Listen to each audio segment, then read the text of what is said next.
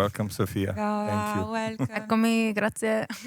Our very first guest here at the podcast studio, and your film is Third Impact. Go see it in the kino later. It's premiering at Civa, so we're very curious as an editorial platform exploring moving image and technologies to hear how the theme of this year resonates with your practice as a first chat. And So thank you so much for having me, and also thank you to the Civa team and curator. I'm very happy that the movie is screened here during Civa at Belvedere 21. I've been working. So for the ones that didn't see it, probably nobody yet. Third Impact is a movie generated in collaborations with AI systems. The main topic is a quantum computer whose goal is to prevent the extinctions of organic life on Earth, but because of an unknown event, the computer fails. And then we go through this emotional journey seen from the machine perspective. And this is my second AI-generated movie, and actually it's interesting how I got approached to the topic of quantum computing. So in the beginning, I was imagining an algorithm or something more related, like in general, to AI. But then I was talking with my father once, and it was like 2023. And then he was like, yeah, Sofia, AI is so done. I mean, quantum computing is the new thing. I mean, new, it's not new, but it's like, this is the hype now. It's like, I didn't thought about it before. So I started like researching more on the topic, and I thought, okay, this is actually resonates better with the whole topic of the movie. Also because I'm not a person that believes in the singularity in general, and I thought maybe quantum computer with the computing power and the capacity that has, it makes more sense that could actually kind of solve and take care of this problem of extinction of organic life. And so this is how everything started, yeah.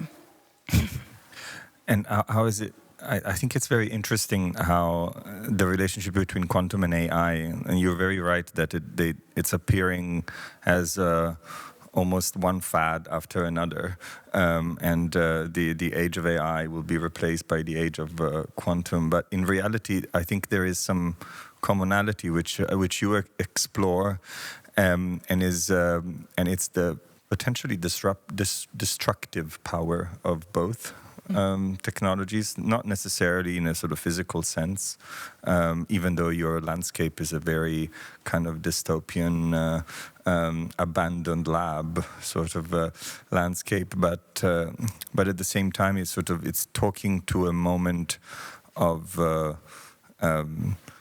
it almost feels like post-apocalyptic in some way, and if it didn't destroy us, then it also didn't save us somehow.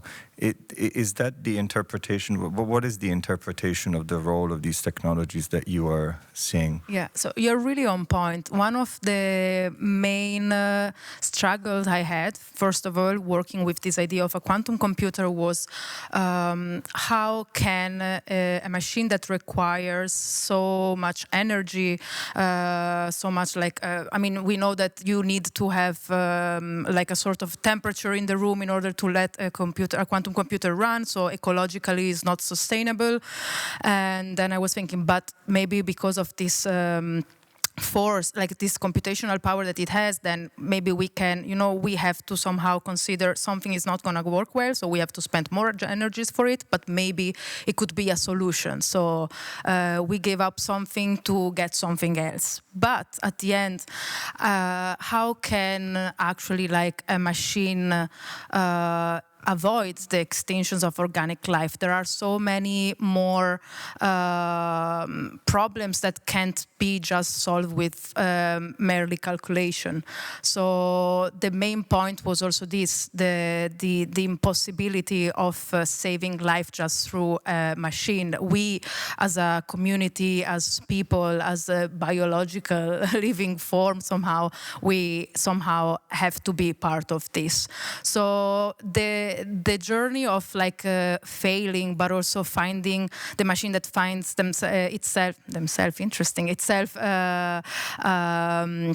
alone in this world with this goal somehow now also of recreating some sort of form of life. I found it also interesting as I don't know. I lost my thought. I was like,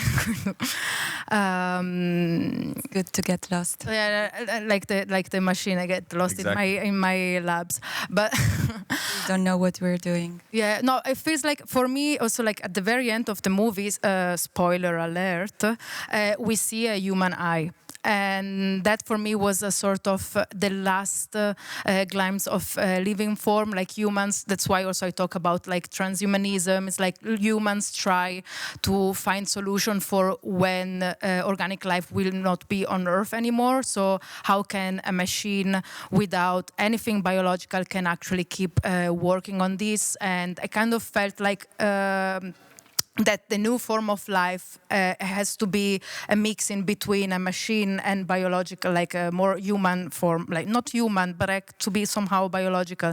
And this goes somehow against the previous movie I've been working on, the artificial conjuring circle, where my point was maybe we are just like one bridge in between another form of life that is not biological, but is just synthetic. But in this new movie, I say like, okay, no, maybe it has to be in between somehow. Hybrid, yeah. Hybrid. Sophia, you're part of the OpenAI Alpha Artist community. We wanted to ask you, being in dialogue with other artists, what is the most urgent topic right now that you're discussing, and if you want to bring it into Civa? Mm-hmm. Yes, of course. So first of all, maybe it's interesting also how I ended up there, because I've been always an advocate for open source workflows. So in 2022, I've been with my first movie together with the AI system architect Onur Olgac. We've been started working with open source workflows that we custom built and we ran in our own machine. So I really know what it means to like what kind of computation to create an AI movie and how much energy it requires.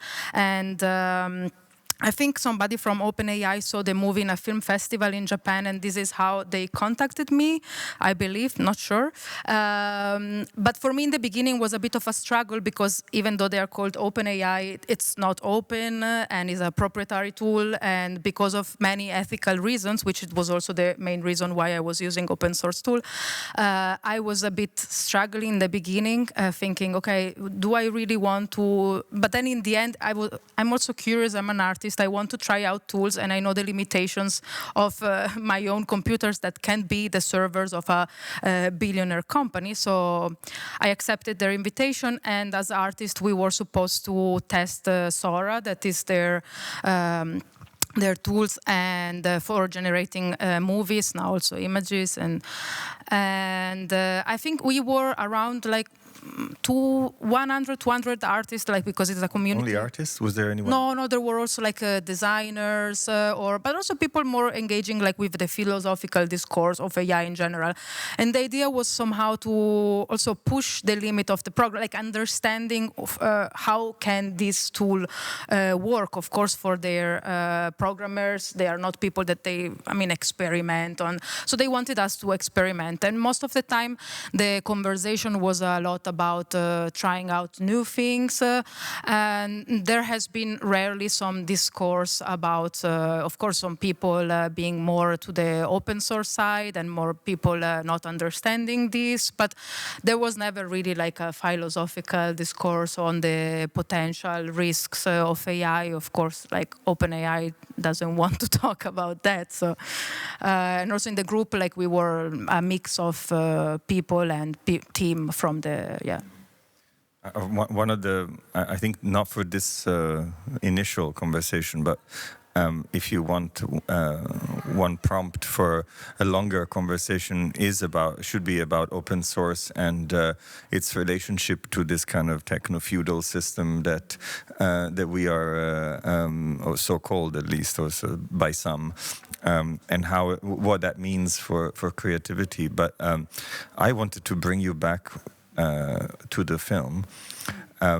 Because you mentioned very briefly that there is this appearance of the eye in the film, and I was very curious to understand a little bit more about what is the gaze in the film.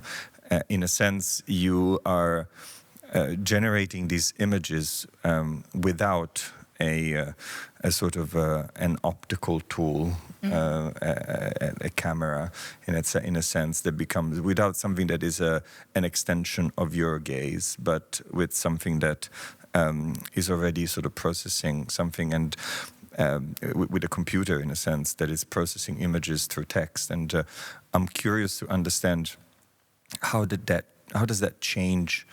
What is the gaze in an AI film, in a sense? What does that entail for you? I mean, I have a very technical, boring answer, but which is also like depends with the tool you're using. But for instance, I mean, throughout the movie, you see that you somehow feel like you are the main character. So it's a POV. Yeah. You have the POV of this machine, which is for me, it's always this is what I'm used to do. I like that, and of course, these I mean, can be done through prompting.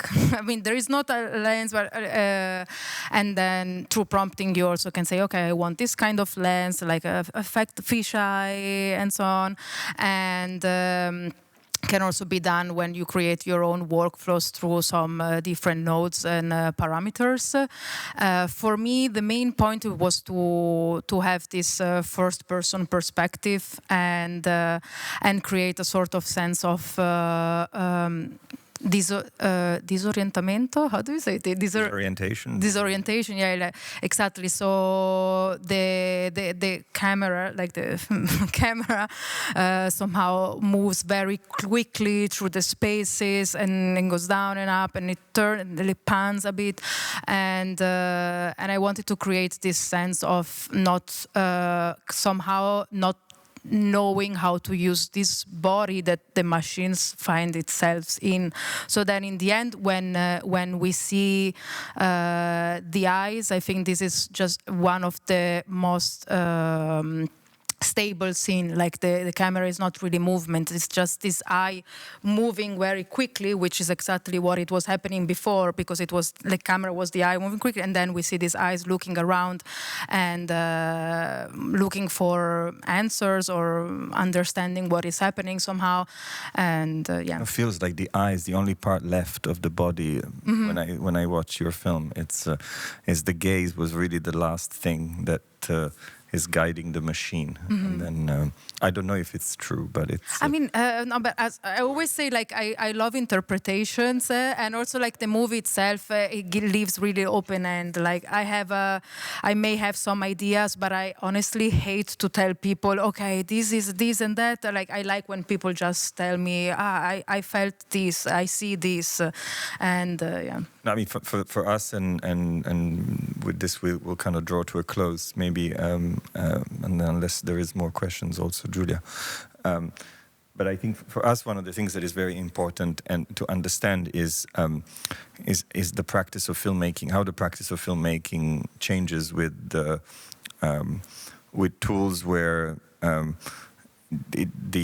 sort of the optics are the sort of optical technology isn't anymore kind of primary cinematographic medium, and it just it's interesting to see what that does. And what I found especially interesting about your piece was that you had somewhat brought back in the gaze and the single point of view and the eye and the importance of that of the camera, so to speak.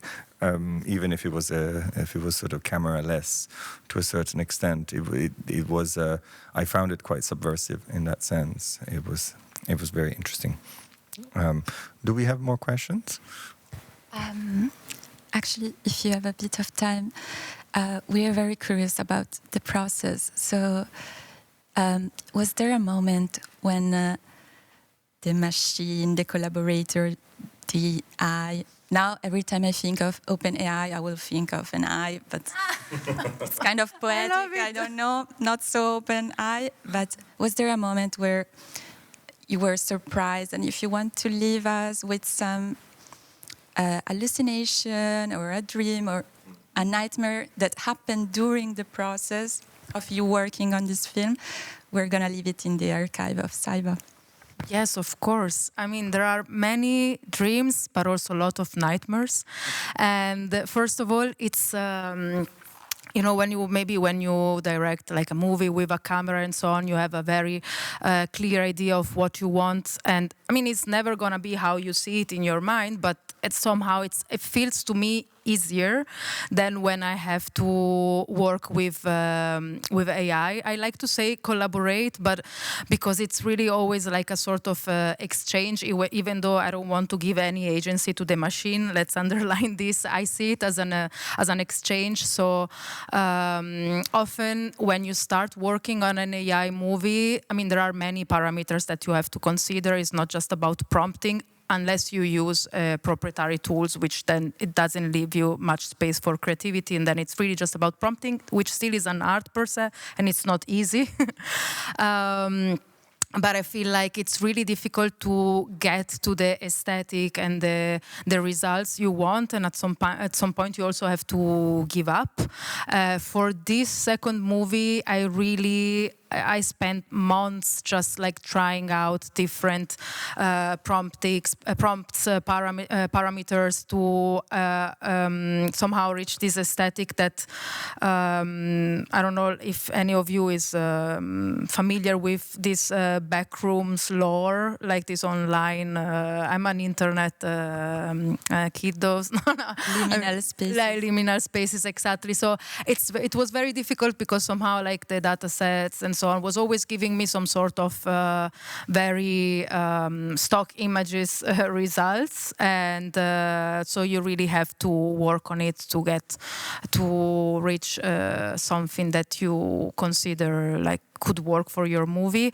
And so the dreams were a lot, and at the end I reached them because I feel like I finally realized what I wanted to have in the picture, but lots of nightmares, like really crazy imaginaries, but mostly not creepy or uncanny, mostly just very boring. And that was my worst nightmare. So lots of stock images, landscapes that you don't want to see, not even in your worst dream, and not even in the worst kind of advertisements that now we see everywhere made with AI. So that was the nightmare.